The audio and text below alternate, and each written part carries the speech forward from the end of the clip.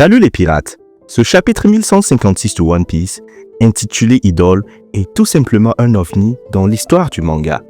Un chapitre qui bouleverse les repères, explose les attentes et surtout, nous projette dans l'âge d'or de la piraterie, là où les légendes étaient encore vivantes et prêtes à tout pour imposer leur volonté au monde. Oda nous régale avec un flashback d'anthologie mêlant romance, stratégie, affrontement et tragédie dans un style narratif digne d'un final de saga. On y découvre le pouvoir paralysant de Shakuyaku qui a littéralement retourné l'équipage de Roger. Le début du triangle amoureux Roger, Shakuyaku, Riley. L'implication directe de Garp dans cette affaire et sa véritable motivation à God Valley. Mais surtout, une révélation terrifiante sur Rox d'Ishebek qui tue un amiral sans effort et pose les fondations d'un plan mondial de destruction. Installez-vous bien, hydratez-vous, parce que ce chapitre 1156 va secouer toutes vos théories.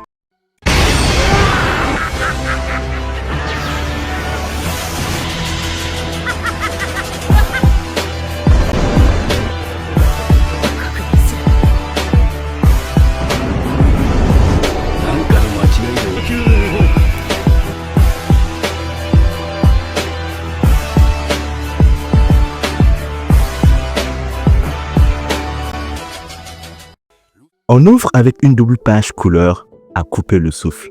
À première vue, c'est fun, c'est stylé, c'est coloré.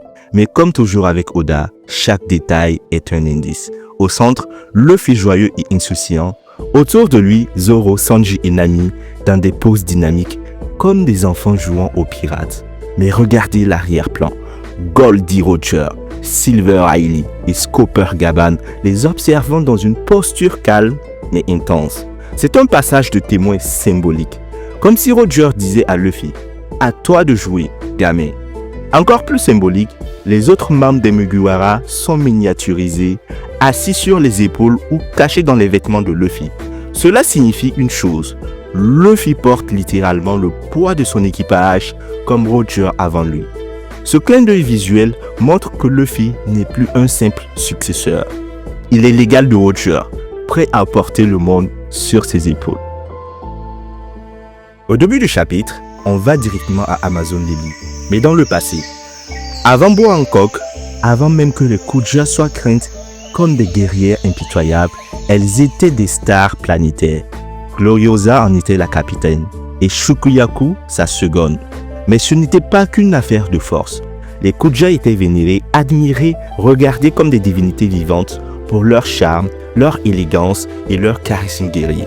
Et au sommet de cette idolâtrie, Shakuyaku. Oda pousse ici un concept incroyable, une femme dont la beauté dépasse le pouvoir brut au point de neutraliser des équipages entiers. La scène se passe en pleine mer. L'équipage de Roger croise celui des Kuja. Et là, c'est l'implosion hormonale. Tous les hommes de Roger, y compris les plus badass comme Riley et Gaban, sont paralysés, hypnotisés, incapables de se battre. Shakuyaku n'utilise aucun acquis, aucun fruit du démon, juste son regard, sa posture et le monde bascule. Mais le plus inattendu, Goldie Roger lui-même tombe amoureux. Et pendant ce temps, Gloriosa est folle de Roger. Un triangle amoureux explosif où chaque décision est dictée autant par les émotions que par la stratégie. Mais Shakuyaku, elle, n'est attirée par aucun des deux. Sauf Riley, un amour discret mais réciproque. Oda nous montre ici que les grands récits ne sont pas faits que de batailles, mais aussi de sentiments puissants, de choix de cœur. Alors que l'affrontement vire à la comédie romantique, un navire approche, et pas n'importe lequel, c'est Garp, le héros de la marine qui surgit avec sa flotte. À ce moment-là, les Kuja prennent la fuite, refusant un affrontement direct avec la marine. Mais les pirates de Roger, eux, restent. Et c'est alors que le clash entre Roger et Garp éclate. Un combat titanesque que le chapitre décrit comme une vague massive de Haki des rois. Roger avec son épée, Garp avec ses poings. C'est probablement un des plus grands duels de l'histoire de One Piece. Et pourtant, on ne l'a jamais vu animé ni dessiné en entier. Un teasing parfait d'Oda qui prépare sûrement le flashback ultime, celui de God Valley. On assiste à un changement de décor. On va directement sur l'île de Hachinosu, le repère des pires des pirates. Et là, le retour de Rox. On y voit Rox d'Ishebek, mais aussi Big Mom, Kaido, Silver H d'argent et Captain John. L'équipage le plus chaotique jamais réuni. Et Rox prend la parole. Il leur annonce un plan encore plus fou que tout ce qu'on imaginait. Elbaf est la clé pour détruire la Terre Sainte, c'est-à-dire Marie-Joaz, le centre du pouvoir du gouvernement mondial. Pourquoi Elbaf? Parce qu'elle abrite l'un des 2 fruits du démon légendaire que Rox recherche, mais aussi parce qu'il veut retrouver une mystérieuse tribu. Les géants Galila, dont on ne sait rien pour l'instant, mais qui semble être un élément clé de l'ancien monde. Pour moi, le fruit du démon dont il est en train de parler, c'est le Ito-Itonomi. Et pourquoi les géants? Parce que potentiellement, ils seraient capables de construire un navire gigantesque pour détruire Grand Line. Et là, en fait, les fils sont en train de se reconnecter. Et cerise sur le gâteau, Loki, le prince actuel d'Elbaf, complotait pour rejoindre Rox lors de son prochain passage. Un retournement de situation énorme qui remet en question toute l'image qu'on avait d'Elbaf comme royaume noble.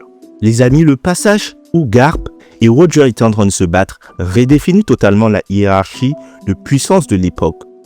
À ce moment-là, Roger et Garp se battaient à armes égales. Du moins, c'est ce que les spoilers nous laissaient entrevoir. Mais Shebeck, lui, à ce moment, se promenait à Marie-Joaz et tuait des amiraux. Vous pouvez comprendre la dinguerie de la chose. Cela veut dire une seule chose. Rox dit Shebeck était au-dessus de Roger. Ça, c'est clair. Et c'est là qu'Oda frappe fort.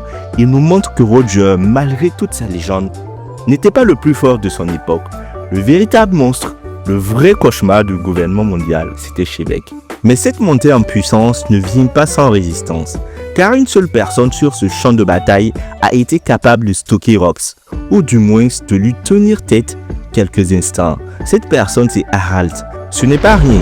À une époque où les amiraux se faisaient massacrer, Harald a tenu debout face à un des plus grands monstres de l'histoire des pirates. Et on comprend clairement que l'histoire d'Elbaf va être centrale dans le récit de Oda. Chapitre 1156, c'est bien plus que des flashbacks. C'est un puzzle qui se met en place. On comprend mieux la relation entre Rayleigh et Shakuyaku. On entrevoit la folie de Rox, déterminé à utiliser Elbaf comme levier de destruction. Et surtout, on commence à sentir que la révélation de God Valley n'a jamais été aussi proche. Chaque personnage du passé revient au premier plan et le lien entre Roger, Garp, Rox, les Kuja et les géants se resserre. Ce chapitre, c'est l'annonce d'un orage, le calme avant la tempête narrative. Et avec la pause de la semaine prochaine, Oda joue avec nos nerfs. Maintenant les pirates, c'est à vous de jouer. Que pensez-vous de cette relation Shakuyaku Rayleigh Roger? Pensez-vous que les fruits du démon légendaire sont liés à Imu ou à Joy Boy?